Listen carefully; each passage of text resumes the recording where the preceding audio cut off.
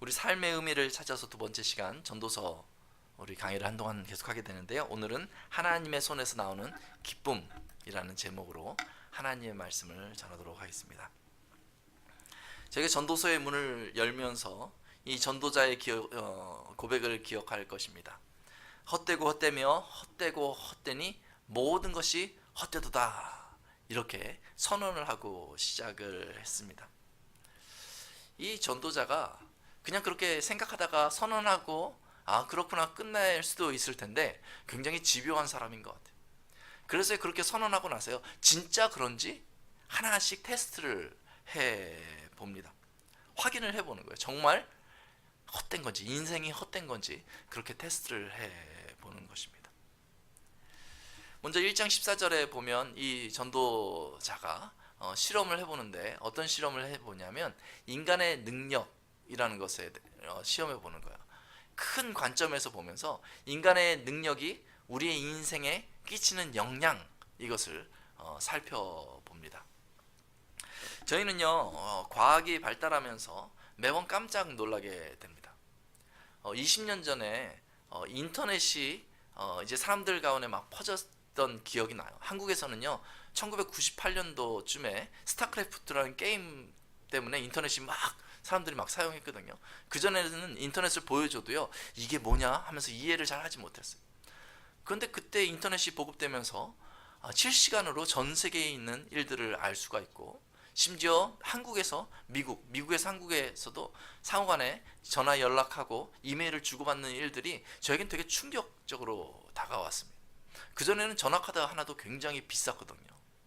근데 인터넷이 생기면서 그런 불편한 것이 해소되는 것 때문에 되게 놀랐어요.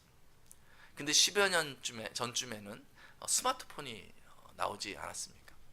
사람들이 스마트폰을 들고 다니면서 처음에 스마트폰을 누가 들고 다니면 저런 게 뭐 필요해, 크기만 크지, 전화만 하면 되지 라고 생각을 했는데, 어느 순간부터 저걸 나도 써볼까 하는 생각이 들더라고요. 나중에 너무 럭셔리한 것 같아서 쓰지 못하다가 어느 날 그걸 딱 샀거든요. 그리고 나서 밤에 그것을 조작해 보는데 너무 신기한 것들이 많은 거예요.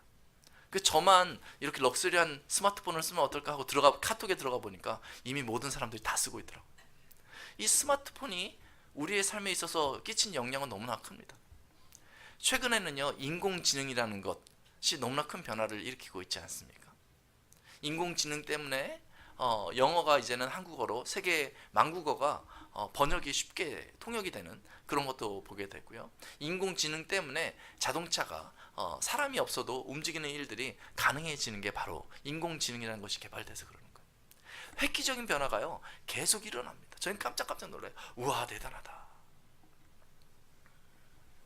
그런데 그럴 때 질문이 드는 게 하나 있어요. 이렇게 상상 못할 변화들, 옛날에 만화책에서나 보았던 그런 변화들이 우리의 삶에 일어나고 있어서 좋긴 한데, 이 모든 발전이 이 세상에 어그러진 모든 문제들을 더 발전한다면 해결할 수 있을까? 이런 질문을 해보게 되는 것입니다. 조금은 도움이 되겠죠. 과학이 발달하면 조금은 도움이 되겠죠. 그런데요, 이렇게 유심히 보니까요, 인간이 타락한 이후에 저주받은 이 땅에서 벌어지는 수많은 일들을 인간의 능력으로 다 감당할 수 없겠구나 라는 것을 너무나 쉽게 깨닫게 됩니다.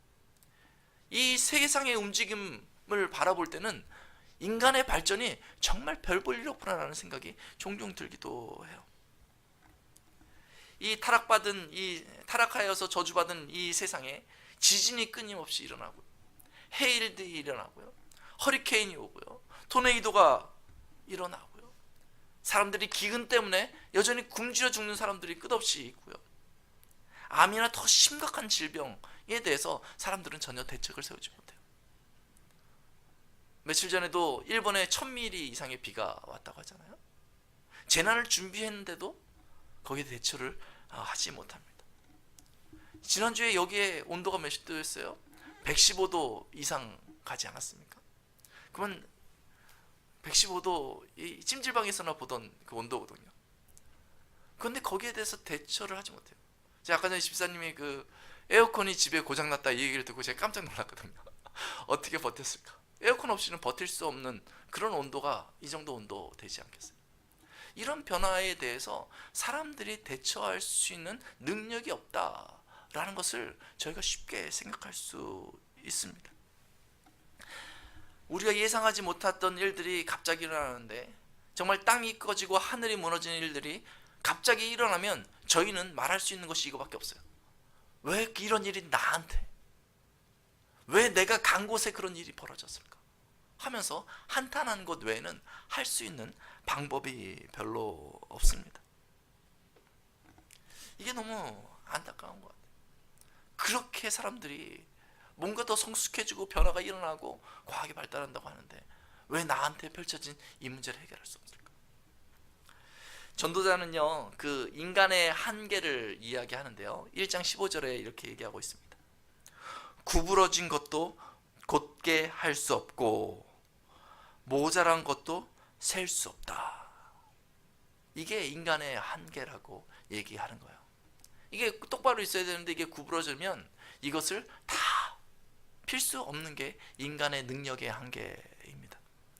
또 모자란 것도 셀 수 없다. 이 이야기는 무슨 말이냐면요, 이 없는 것을 셀 수 계산할 수 없다라는 거예요. 사람들이요, 능력이 부족하잖아요. 그런데 상상해 봅니다. 그러면서 이게 이렇게 있으면 우리가 가지고 있는 어려움이 해결될 거야 라고 추측해 보죠. 그러나 오늘 본문에서 얘기하는 것은요, 모자란 것도 셀 수 없다. 그 없는 것 상상은 해볼 수 있지만 거기에 대해서 분명히 알 수 없는 게 인간의 한계다라고 이야기해 주고 있습니다. 전도자는 여기 인간의 능력에 대해서 고민을 해보다가요, 결국 이 모든 것이 헛되구나, 인간의 능력을 나타내는 것이 헛되구나, 이렇게 고백하는 거예요. 전도자의 이 헛됨에 대한, 인생의 헛됨에 대한 도전은 여기서 끝나지가 않습니다. 전도자는요, 이제 능력을 생각해 봤으니까요, 그 다음에는요, 그 능력을 생각하고 있는 자신에 대해서 깊이 한번 생각해 보는 거예요.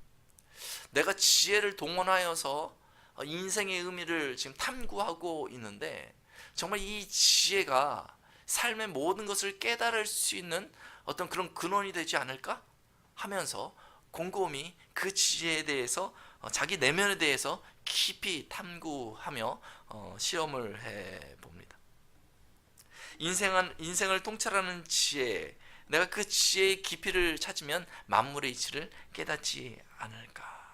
나에게 지식이 더 축적된다면 그러면 뭔가 인생의 의미에 대한 답을 찾을 수 있지 않을까 하면서 자신을 통찰해서 보는 거야. 그러면서 이 지혜라는 것을 더 분명히 하기 위해서요, 이 미련한 것들을 또 찾아냅니다. 미련한 것은 선택하면 안 되잖아요. 지혜로 알아야 되니까. 그래서 미련한 것을 찾아다니고, 또 이 미친 것들이라고 표현이 성경에 나와 있는데요, 뭔가 좀 정상적이지 않은 것들에 대해서 찾아다니는 거예요. 그러면서 이 지혜를 클리어하게 만들기 위해서 그렇게 애를 씁니다. 이 전도자가요, 당대 가장 뛰어난 지혜를 가졌고 지식을 가졌던 사람이니까 이 정도 애를 쓰면 뭔가 답을 얻을 수 있지 않겠어요? 그런데 총력을 다해서 고민하면서 삶의 의미가 무엇인가, 자신의 지혜의 가치를 그렇게 고민하다가 내린 결론이 다음과 같습니다. 1장 18절을 보면 이렇게 결론을 냅니다. 지혜가 많으면 번뇌도 많으니 지식을 더하는 자는 근심을 더하느니라. 이 내용을 보면 지혜가 많으면 번뇌도 많다. 이 번뇌라는 단어를 쓰니까요, 사실은 마음에 확 와닿지가 않잖아요. 근데 이 다른 번역으로 저희가 이해하면, 저희가 통상적으로 세속에서 사용하는 그런 단어를 사용하면 어떤 뜻이 나면, 번뇌라는 표현이 짜증난다, 이런 표현으로 기록되어져 있더라고요. 그러니까 지혜가 많으니까 뭔가 내 지혜가 막 움직여지니까 이걸로 뭔가를 해결하려고 막 애를 쓰잖아요. 근데요, 사람이 짜증날 때의 특징이 뭡니까? 뭔가 될 것 같아서 해보는데요, 안 되는 거예요. 이 지혜로 뭔가를 풀어보려고 하는데 풀어지지가 않는 거예요. 그러니까 번뇌가 많다. 정말 짜증이 난다. 나 너무 힘들다. 이런 고백을 전도자가 하고 있는 거예요. 지식을 더하는 자는 어떻게 된다고요? 근심을 더한다 라고 얘기하고 있어요. 지식이 많아지면 모든 것이 잘 될 줄 알았는데 근심이 더 많아진다, 이렇게 얘기하고 있어요. 여러분, 자녀들을 교육할 때 지혜가 많고 지식이 많기를 기대하지 않습니까? 그럴 때 이 말씀을 기억할 필요가 있어요. 이 지혜와 지식이 많은 사람은요, 많은 사람들의 기대를 받는 거예요. 당신이 지혜가 있고 당신이 지식이 많으니까 지금 당면한 문제를 좀 해결해 달라고. 그런데 그 문제를 풀 수 없으면요, 그 마음에요, 깊은 번뇌와 큰 근심 가운데 숨쉬지 못하게 되는 거예요. 지금 전도자가 그 이야기를 해주고 있습니다. 아마 지혜와 지식이 부족한 저 같은 사람들은요, 그 마음을 다 이해하지 못하겠는데, 이 지혜와 지식에 깊이 빠져본 사람들은 아마 이 말에 동의하게 될 것입니다. 지혜가 많으면 번뇌도 많으니 지식을 더하는 자는 근심을 더하니라. 지혜와 지식을 쌓는 것, 이것도 헛되다 라고 전도자가 고백하게 됐습니다. 능력을 시험했고 그 다음에 내면을 살피면서 지혜와 지식의 헛됨을 테스트한 전도자가요, 그 다음에는요, 그냥 자신을요, 육체적인 즐거움에 맡겨보는 거예요.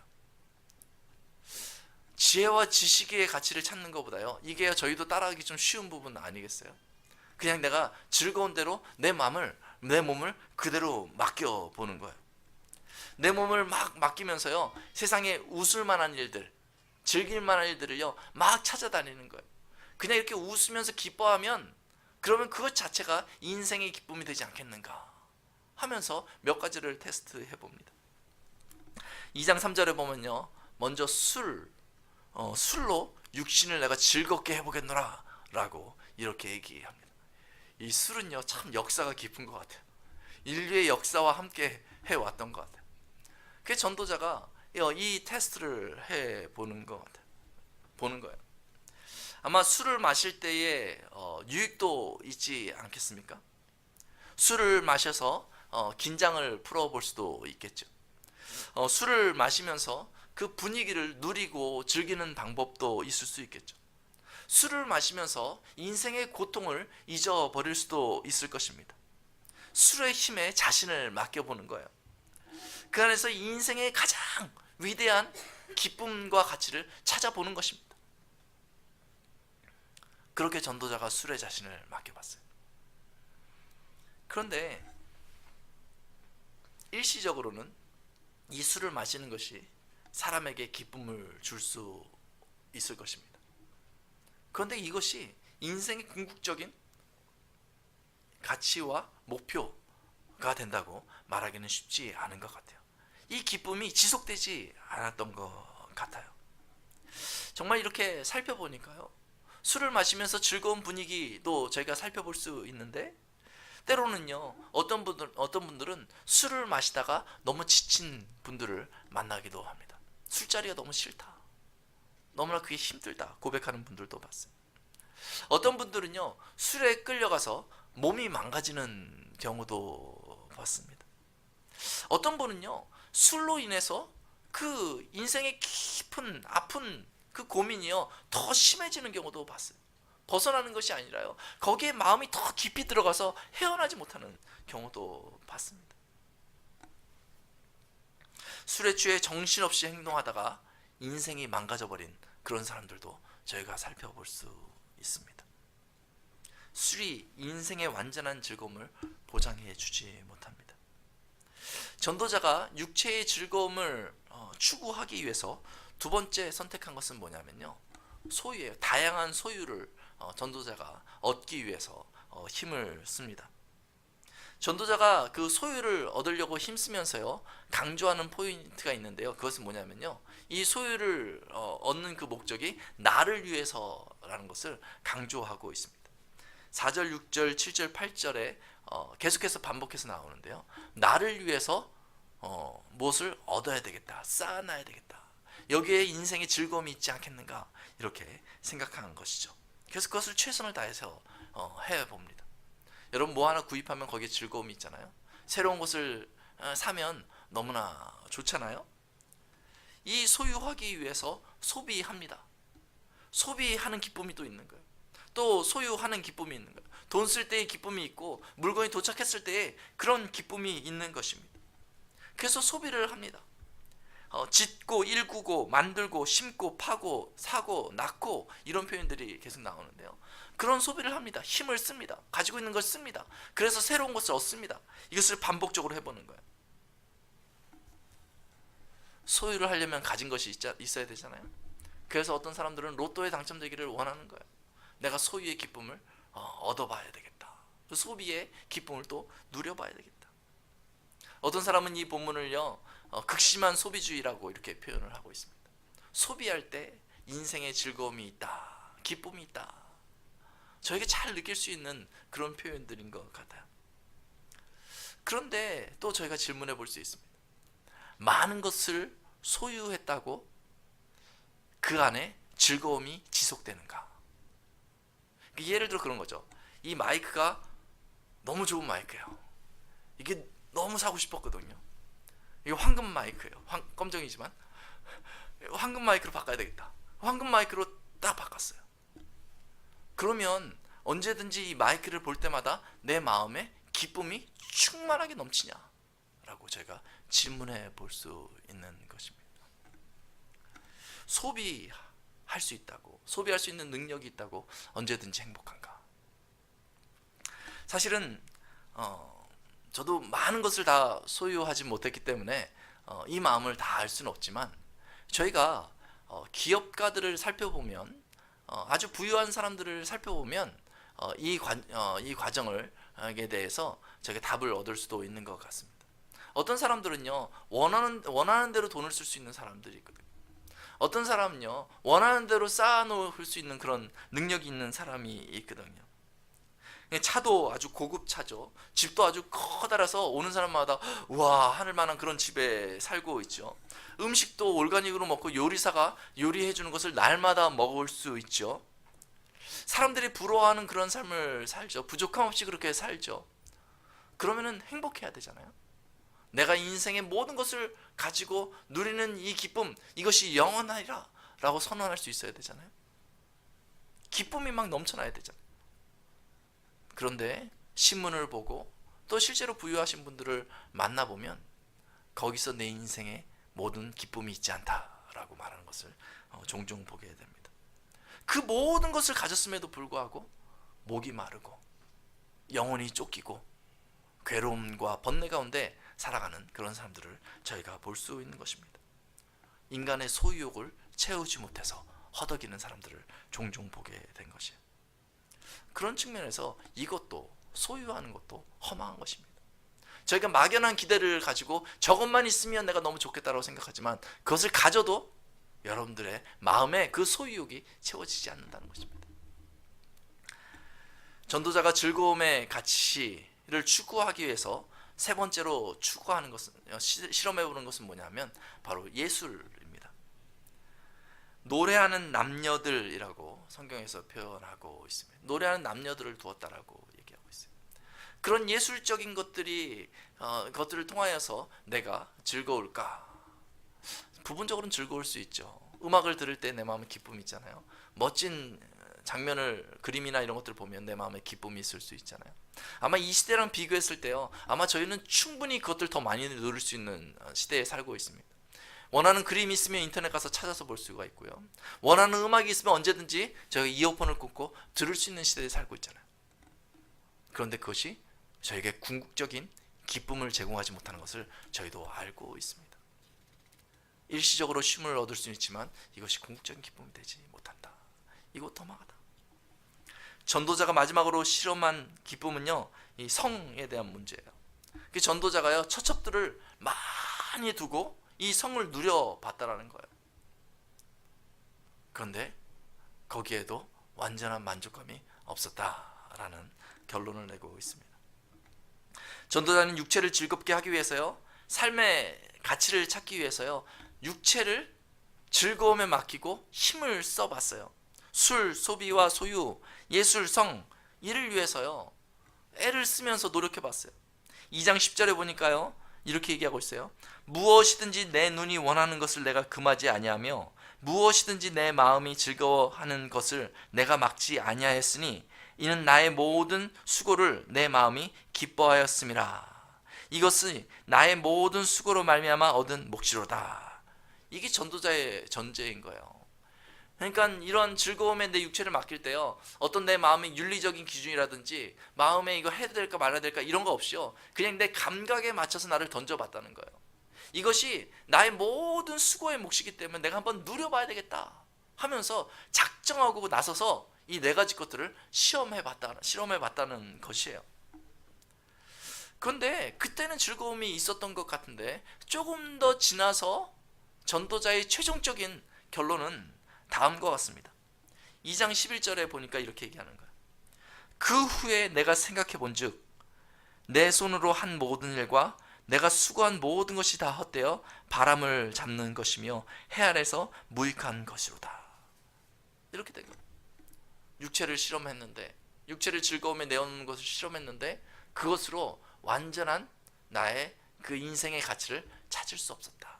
역시 허망했다 라고 전도자가 고백하는 것입니다. 전도자가 여러 가지 실험해봤어요.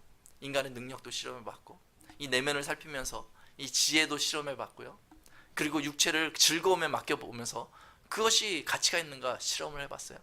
그런데 결론은요, 다 헛되다. 이 지혜자는요, 전도자는요, 이제 인생의 허망함에 깊이 빠지는 거예요. 이게 살아보는데 뭘 해도요, 이게 좀 허망하니까 의미가 없다는 것을 깨닫고 나니까요, 깨닫고 나니까 더 허망한 거예요, 마음이. 이제는 자기가 지혜롭다 말하는 것도 마음이 부담스럽고 무력해진 것 같아요. 2장 12절 이하에 보니까 자신을 이제 판단하면서 이렇게 얘기해요. 지혜자나 우매자나 보니까 우매자가 당한 것을 지혜자도 당하더라. 그리고 죽음 앞에서 똑같더라. 죽음은 아무도 기억하지 못하더라. 이렇게 얘기합니다. 저희는요, 조금 잘나면요, 못난 사람을요 무시하는 게 사람들의 속성이 있거든요. 그냥 내가 조금 지혜롭다, 내가 좀 능력 있다 이렇게 말하는 것에 즐거움을 찾거든요. 근데 돌아보니까요, 뭐 좀 있거나 지혜가 좀 있다 해도요, 돌아보니까 저 우매한 사람, 나보다 없는 사람이 당한 것 나도 똑같이 당하더라 라고 결론이 나더라는 거예요. 특히 죽음 앞에서는요, 죽음 앞에서는 그 누구도 자신이 가지고 있는 것, 자랑할 만한 것, 의미 있는 것, 이것이 다 소용없더라. 지혜자나 우매자나 똑같이 당하더라 라는 것을 고백하게 된 것입니다. 이 전도자가 점점 낙심 가운데 빠져 들어갑니다. 지혜의 왕이라고 했는데요, 이제는 인생의 허망함에 푹 빠지니까 삶의 의욕이 없는 거예요. 여러분, 인생의 허망함이 몰려오면요, 삶의 의욕이 없어집니다. 내가 그것을 못하러 할까? 꼭 해야 될 이유가 뭘까? 라는 생각이 들면서 힘이 다 빠지는 거예요. 그래서 이렇게 다 살펴보고 나서 이 전도자가 결국 하는 얘기가요, 17절 말씀을 보면 내가 사는 것을 미워하였노니 이렇게 얘기하고 있어요. 허망한 인생 살고 싶지도 않다 이렇게 고백하는 거예요. 18절에도요, 내가 해 아래에서 내가 한 모든 수고를 미워하였노니 라고 얘기하고 있어요. 괜히 했다 라고 얘기하고 있어요. 20절에서도요, 내가 해 아래에서 한 모든 수고에 대하여 내가 내 마음에 실망하였도다 라고 얘기하고 있어요. 그때는 뭔가 좋아서 내가 뭔가 잘해서 그런 줄 알았는데 돌아보니까 다 의미가 없었다. 인생을 미워하고 스스로 인생에 대해서 실망하고 있는 이 전도자의 모습, 굉장히 씁쓸하지 않습니까? 살아가면서요, 어느 시점에 딱 서서 자신을 돌아보면 이런 마음이 올 때가 있다라는 거예요. 내 삶이 헛됐구나, 내 인생이 헛됐구나, 난 뭘 위해서 그렇게 허덕거리며 살았을까 하며 그런 생각이 들 수 있다는 것입니다. 전도자가 인생의 허망함을 다 살핀 후에 낙심된 고백을 다음과 같이 하고 있어요. 23절 말씀 보면 일평생에 근심하며 수고하는 것이 슬픔뿐이라 그의 마음이 밤에도 쉬지 못하나니 이것도 헛되도다 이렇게 얘기하고 있어요. 근심하고 수고한 그 모든 과정이 슬픔뿐이다. 그리고 밤에도 쉬지 못하나니. 저는 이 구절의 이 표현이요 너무 마음에 와닿아요. 밤에도 쉬지 못한다. 인생을 살아보면서 이 전도자같이 인생을 다 돌아보지 않았다 할지라도 저희가 쉽게 알 수 있는 것은요, 저희가 살아가면서 정말 빡빡하게 살면서 밤에도 쉬지 못하는 그런 인생,